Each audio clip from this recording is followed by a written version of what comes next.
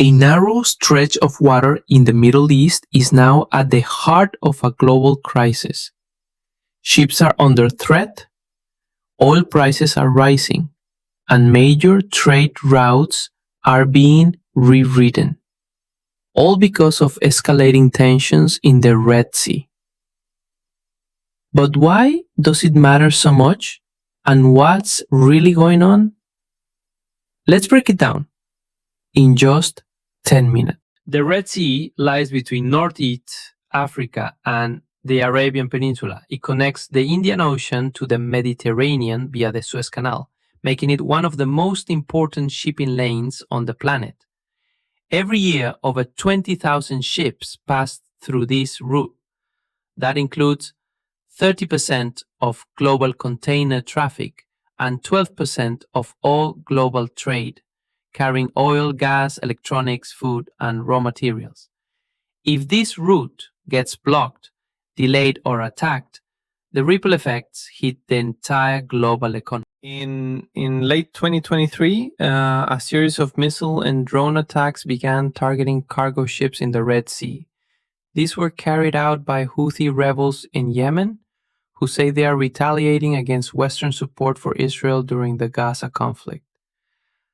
While their targets are supposed to be Israeli-linked ships, in reality, many neutral or random ships have been hit, making the entire route risky.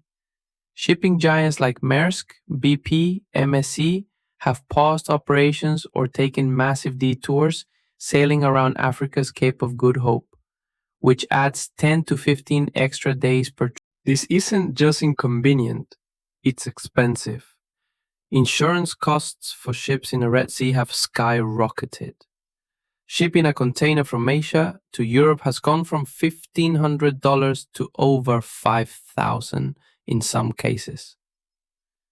This means everything from smartphones to food is now delayed, pricier, or both. And the costs are passed down to everyday people, like you and me. India, for example, relies heavily on this route to import fertilizers, oil, and electronics. The crisis has already caused a surge in import prices and trade route uncertainty. Globally, this disruption adds to existing supply chain stress from the pandemic and the Ukraine war, pushing inflation up again when many countries were just starting to recover. To protect ships, the US and its allies have launched Operation Prosperity Guardian, a naval escort mission involving multiple warships in the region. But the Houthis are not backing down. Their attacks continue, and behind the scenes, there are whispers of Iran's indirect support, raising fears of a wider regional conflict. So what happens next? If the crisis drags on, companies might explore permanent alternatives like land trade corridors or using air cargo for sensitive goods. But those options are costly and limited. The world still needs the Red Sea. That means diplomacy and pressure will continue, but so will the risk. For now, the Red Sea crisis isn't just a local skirmish. It's a clear example of how regional conflicts can send shockwaves through the entire global economy. From the shipyards of China to your local supermarket, we're all affected. If you found this video helpful, subscribe to World in 10 Minutes. Every week I simplify complex global events so you can stay informed without the jargon.